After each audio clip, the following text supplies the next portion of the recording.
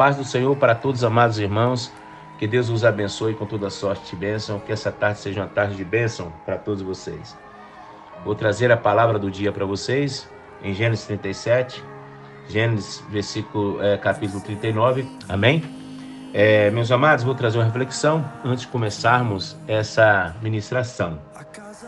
Vou trazer uma reflexão aqui para vocês. Em tempos bem antigos, um rei colocou uma pedra enorme no meio de uma estrada. Se escondeu e ficou observando para ver se alguém tiraria a imensa pedra que ele colocou no meio do caminho. Alguns mercadores e homens muito ricos do reino passaram por ali e simplesmente deram a volta pela pedra. Alguns até esbravejaram contra o rei, dizendo que ele não mantinha as estradas limpas, mas nenhum deles tentou sequer mover a pedra. De repente, passa um camponês com uma boa carga de vegetais. Ao se aproximar da imensa rocha, ele pôs-se ao lado sua carga e tentou remover a rocha. Após muita força e suor, ele finalmente conseguiu mover a pedra para o lado da estrada.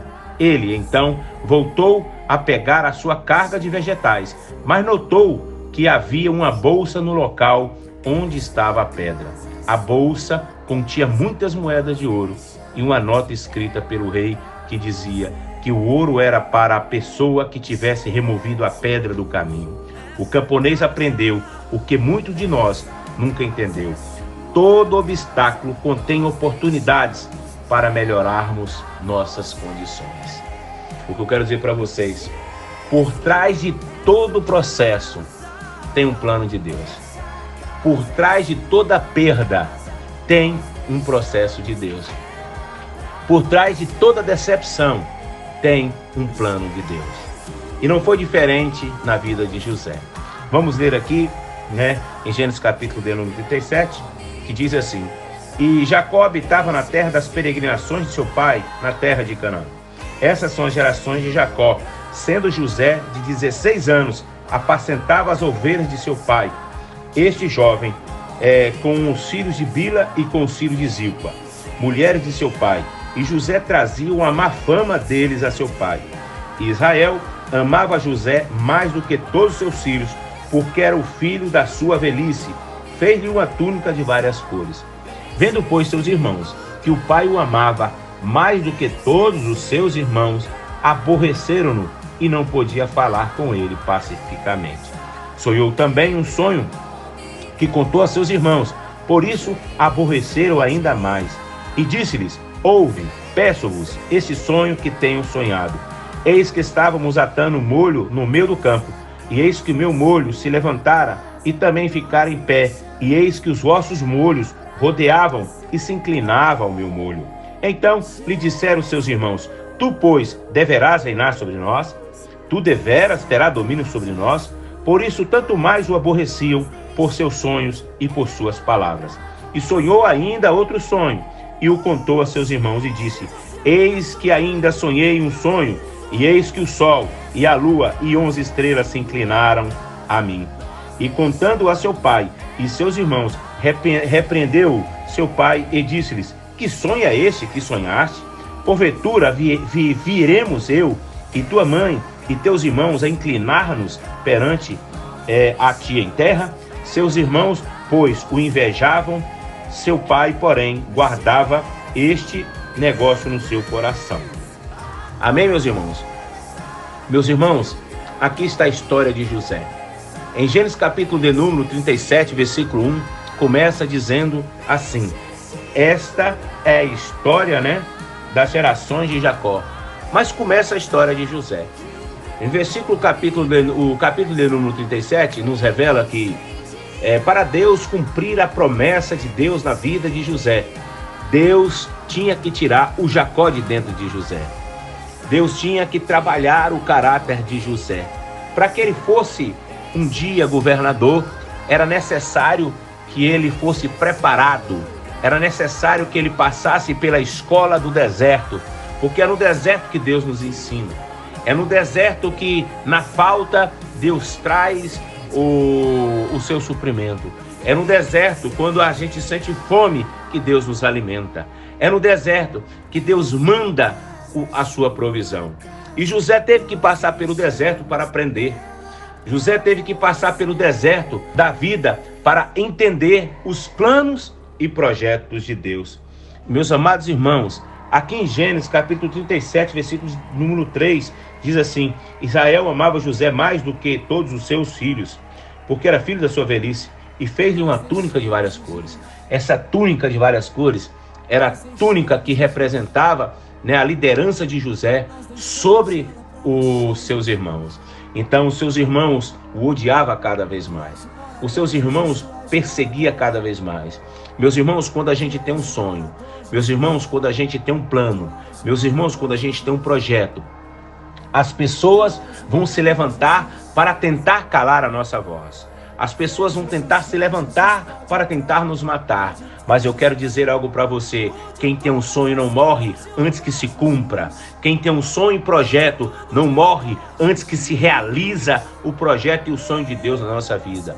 Eu quero dizer que as pessoas, quando olham para nós, vê a diferença, porque o lugar que José ia, ele fazia a diferença. E seus irmãos o odiavam cada vez mais, porque ele tinha túnica de 12 cores, porque ele tinha sabedoria de Deus, porque ele tinha a autoridade de Deus. Os irmãos reconheciam que Deus era com José, por isso tentaram matar, por isso tentaram perseguir, por isso tentaram vender para o Egito, por isso falaram para o seu pai que uma besta fera havia comido ele e ele havia morrido. Eu quero dizer para você, muitos vão dizer que você já morreu, muitos vão dizer que você não tem mais jeito, muitos vão dizer que não tem mais saída para você, muitos vão dizer que os seus sonhos acabou, muitos vão dizer que você está falido, muitos vão dizer que essa doença aí que você está, essa doença não tem cura, muitos vão dizer que o seu filho não tem mais jeito,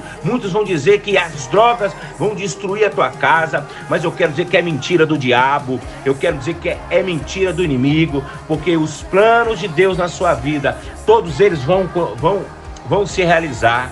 Os inimigos vão tentar te amedrontar, dizendo as mentiras e os enganos. Meus irmãos, os irmãos de José odiavam ele cada vez mais. Sabe por quê? Porque ele era o filho da promessa, porque ele era o herdeiro da promessa. Eu vim profetizar para você hoje: você é o herdeiro da promessa, você é a herdeira da promessa, você tem a promessa de Deus. Você prosperará. O lugar que você colocar a planta dos seus pés, você será bem sucedido. O lugar que você for, a graça de Deus vai te acompanhar. O lugar que você for, os planos e projetos de Deus se realizará. Porque o lugar que José, a bênção de Deus era com José, a bênção de Deus era com ele. Os irmãos de José então jogam ele numa cova. Joga ele numa cova pensando que jogando ele numa cova, os sonhos dele iam acabar. Mas ali ele gritou, ali ele pediu socorro, ali ele pediu misericórdia a Deus. Eu quero dizer para você, nessa tarde, mesmo que você esteja dentro de uma cova, mesmo que você esteja num lugar escuro, que você não vê saída, que você não vê a luz no fundo do túnel, eu quero dizer para você, Deus vai mandar anjos para te tirar daí. Deus vai mandar anjo para quebrar os ferrolhos. Deus vai mandar anjo para despedaçar todas as armadilhas, despedaçar todas as ferramentas que o inimigo se levantou contra você. Deus vai mandar anjos para pelejar a seu favor, para dissipar todo o mal, para desfazer todas as amarras do inimigo, para desamarrar todas as amarras do inimigo. Deus vai quebrar todos os ferrolhos, Deus vai quebrar todas as cadeias e vai te libertar. Porque você nasceu para vencer. E ali os irmãos irmão José, o mais velho Rubens, fala para os irmãos: não vamos deixá-lo morrer aí nessa cisterna. Vamos tirar ele daqui e vamos vender para o Egito. Os irmãos de José, tira ele daquela cova e vende ele para o Egito. Pega a capa, a de 12 cores que o pai deu para ele, a túnica de 12 cores que o pai deu para ele, e diz para o pai: uma besta fera o comeu. Eu quero dizer para você, Deus está por trás de todos os planos. Deus está por trás de todos os planos. E passando ali, uma carruagem de ismaelitas e vende eles. Mas eu quero dizer para você, mesmo naquela viagem que José viajou para o Egito, ele não estava só. Deus estava com ele naquela carruagem. Deus estava com ele ali naquele momento. Deus, ele não estava só. Deus estava com ele. Deus não deixou ele só. Deus estava com ele na cisterna. Deus estava com ele naquela carruagem. Deus estava com ele na casa de Potifar. Deus estava com ele na prisão. Porque Deus jamais abandona os seus. Meus irmãos, os irmãos de José venderam ele pelas moedas de prata. As mesmas moedas que Judas vendeu o mestre, José também foi vendido. E podemos ver também aqui agora o plano do inimigo contra a vida de José. O inimigo sempre tentou parar José, sempre tentou destruir os sonhos de José. Mas Deus estava por trás de todas as coisas.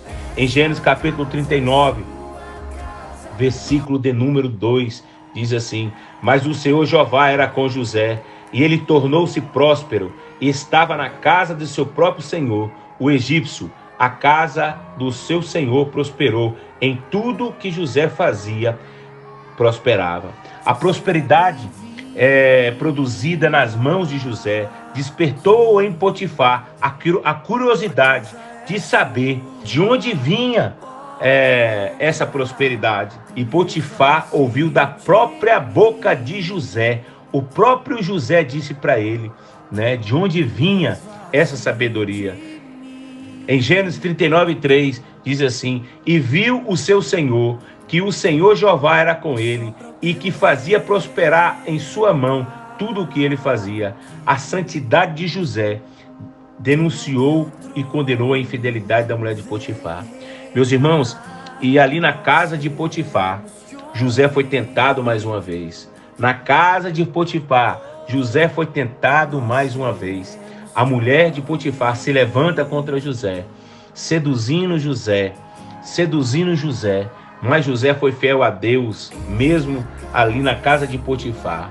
Ele foi fiel a Deus, ele não se corrompeu, ele foi fiel a Deus. Dizer que aquela mulher de Potifar imputou um crime contra José, mas José, ele permaneceu fiel a Deus. E ali na casa de Potifar, meus irmãos, a mulher de Potifar tenta seduzir José, mas José permanece firme na fidelidade de Deus.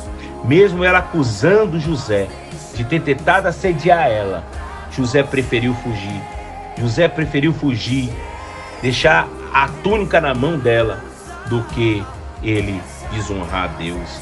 Meus irmãos, muitas das vezes nós temos que fugir. Temos que fugir de quê? Fugir do pecado. O pecado está na nossa porta, batendo na nossa porta. E muitas das vezes cedemos o pecado. E quando o pecado entra, ele faz um estrago grande. Mas José preferiu ser fiel a Deus. Preferiu continuar sendo fiel a Deus. E Deus honrou José. Deus honrou José pela sua fidelidade. Em Gênesis 39:7 diz assim: e aconteceu, depois dessas coisas, que a mulher do seu senhor fixou-se os olhos em José e lhe disse: deita-te comigo. José, antes de temer ao homem, José temia a Deus. José preferiu ficar íntegro, fiel a Deus, do que ter se deitado com aquela mulher. Em Gênesis 39:8, mas ele se negou e disse à mulher do seu senhor: eis que o meu senhor não pede contas do que está comigo na sua casa, e em minha mão entrega tudo o que tem. José servia a Deus antes de servir a Potifar. Eu quero dizer para vocês, Deus conhece a gente no escondido e no secreto. Não tinha testemunha nenhuma ali na casa de Potifar.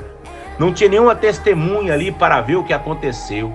Mas os olhos de Deus estavam ali e contemplou a fidelidade de José. E muitas das vezes acontece na nossa vida. O que nós fazemos longe, dos olhos das pessoas, o que nós fazemos? nós vamos prestar conta de tudo isso. E José tinha essa consciência. José preferiu temer a Deus do que cair no pecado. Amados irmãos, José nos mostra que a fuga é a maior arma do crente. Muitas das vezes nós temos que fugir. José sabia que, ao evitar a presença daquela senhora, ele poderia manter-se íntegro, ele poderia manter-se fiel à palavra de Deus, fiel à promessa de Deus. A insistência de Dalila venceu a persistência de Sansão. E Sansão acabou-se sendo ridicularizado como um palhaço. E todos estavam zombando do Deus de Sansão. Enquanto Sansão estava ali servindo de palhaço, o Espírito Santo de Deus já não estava mais com ele. Ele perdeu todas as forças, porque cedeu-se ao pecado, cedeu-se às investidas do inimigo. De tanto Dalila insistir com Sansão, ele acabou cedendo ao pecado. E o diabo assim, ele vem, ele insiste, ele não para de insistir. Amados, podemos ver aqui em Gênesis 39, 10, e como ela insistisse com ele dia após dia. E José não somente negava deitar-se com ela, como também estar com ela. Meus irmãos, é muito importante nós afastarmos de tudo aquilo que é mal. É sempre bom para a nossa vida afastar do mal.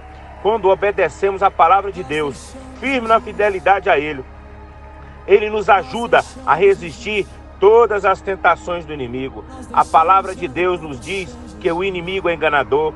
Nós não podemos, de modo algum, deixar de ser atraído por ele. O nosso adversário está em todo lugar e estamos sujeitos a ser tentados por ele a qualquer momento. No entanto, devemos sempre estar preparados para não cair nas armadilhas do mal. Contudo, devemos fugir de toda a aparência do inimigo. Qualquer coisa que esteja relacionada ao pecado é tudo obra do maligno. Quem ama a Deus verdadeiramente foge do mal. Está escrito aqui, meus amados, em Mateus 26, 41. Vigie e ore para que não caia em tentação. O espírito está pronto, mas a carne está fraca. Jesus também diz aqui em Lucas 22, 46. Por que estão dormindo? Perguntou-lhes. Levantam-se e oram para que vocês não caiam em tentação. É muito importante estar orando. É muito importante estar vigiando para que nós não vacilamos os nossos pés e caímos diante do pecado. É muito importante. Em 1 Tessalonicenses, capítulo 5, 22, afastam-se de toda forma do mal. Em 2 Timóteo também diz, 2:22, fuja dos desejos malignos da juventude e siga a justiça, a fé, o amor e a paz com aqueles que, de coração puro, invocam ao Senhor. E nunca esqueça, em Tiago 4:7, portanto, submetam-se a Deus, resistam ao diabo e ele fugirá de vocês. Meus irmãos, temos que resistir o diabo, que ele vai fugir de nós. A graça era o cartão de visita de José. Sem a graça, José jamais teria chegado aonde chegou. A graça era a moeda com qual José negociava todas as suas conquistas. A graça era a prova da presença contínua de Deus na vida de José. Vamos ver em Gênesis 39, versículo 4. E José achou graça a seus olhos e o servia, pelo que o fez mordomo da sua casa, encomendando na sua mão os cuidados de sua casa e tudo o que nela havia. A bênção acompanhava José. Deus jamais nos coloca nos palácios sem termos sido treinados nas casas. O palácio de Faraó era apenas um prêmio para a sua fidelidade em casa de seu senhor Potifar. Gênesis 39, 5. E aconteceu que foi designado administrador de sua casa e de seus bens. E o Senhor Jeová abençoou a casa do egípcio por amor de José. E a bênção do Senhor estendia-se sobre tudo o que o egípcio tinha em casa e no campo. Meus amados irmãos, Deus então começa a cumprir as promessas e os planos que tinha prometido a José. Deus começa a fazer o sobrenatural e o impossível e o extraordinário de Deus começa a acontecer na vida de José. O copeiro do rei, aquele mesmo que José revelou o sonho para ele dentro daquela prisão, o mesmo copeiro que está escrito em Gênesis 40, versículo de número 23, o copeiro mor, porém, não se lembrou de José, antes se esqueceu dele. Eu quero dizer para vocês, meus irmãos, que muitas das vezes os planos de Deus não acontecem no nosso tempo, mas é no tempo de Deus. Foi necessário passar 2 anos para que o copeiro mor lembrasse que José tinha um dom de interpretação. Faraó teve um sonho, então José foi diante de Faraó, onde José revelou o sonho de Faraó. E ali Deus começou a cumprir na vida de José aquilo que ele havia revelado para ele em sonho. Todos os sonhos de José foram realizados. Os irmãos de José, depois de uma grande fome no mundo, foi até o Egito. E chegando no Egito, quem era o governador? Era José. Onde está escrito em Gênesis 42, versículos 6 e 9. E os irmãos de José chegaram e inclinaram-se a ele com o rosto em terra. Então José lembrou-se do sonho que havia tido deles. Meus queridos, eu quero dizer algo para vocês muito interessante. Meus amados, eu quero dizer algo muito interessante para vocês. Tudo aquilo que Deus nos revela, tudo aquilo que Deus nos promete, um dia se cumpre. E se cumpriu na vida de José. Meus queridos, todos aqueles, o copeiro que esqueceu de José, os irmãos que venderam ele para o Egito, a mulher de Potifar que caluniou e levantou-se contra José. Eu quero dizer para vocês, podem se levantar contra vocês, podem pelejar contra vocês, mas todas as coisas cooperam juntamente para o bem daqueles que amam a Deus. Esse foi o caso na vida de José. Como está escrito em Romanos 8, versículo de número 28, que diz assim: e sabemos que todas as coisas contribuem juntamente para o bem daqueles que amam a Deus, daqueles que são chamados segundo o seu propósito. E Deus tinha um propósito na vida de José, como também tem na sua vida. Meus amados, eu gostaria de terminar esse sermão lendo Gênesis 41, 37 e 45. E essas palavras foi boa aos olhos de Faraó e aos olhos de todos os seus servos. E disse Faraó a seus servos: acharíamos um homem como este, em quem haja o Espírito de Deus? Depois disse Faraó a José: pois que Deus te fez saber tudo isso, ninguém há tão entendido e sábio como tu. Tu estarás sobre a minha casa, e por tua boca se governará todo o meu povo. Somente no trono eu serei maior que tu. Disse mais Faraó a José: vês, aqui te tenho posto sobre toda a terra do Egito. E tirou o Faraó o anel da sua mão, e pôs na mão de José, e o fez vestir as roupas de linho, e pôs um colar de ouro no seu pescoço, e fez subir no segundo carro que tinha, e clamavam diante dele, ajoelhavam. Assim o pôs sobre toda a terra do Egito. Meus queridos, todos aqueles que humilharam José, viram ele sendo vestido da roupa preciosa de linho, as roupas que tiraram de José, as roupas que rasgaram de José. Deus colocou uma roupa de linho nele, uma roupa de governador, uma roupa de autoridade. Todos viram a exaltação de Deus na vida de José. A mulher de Potifar estava lá, o copeiro estava lá, e todos aqueles que caluniaram José, viu Deus honrar José. Quero dizer para vocês também, o tempo de Deus está chegando na vida de vocês. Todos aqueles que se levantam contra vocês, verá Deus agir, verá Deus honrar vocês, porque todas as coisas cooperam para o bem daqueles que amam a Deus. Um abraço e que Deus continue abençoando vocês com toda sorte e bênção.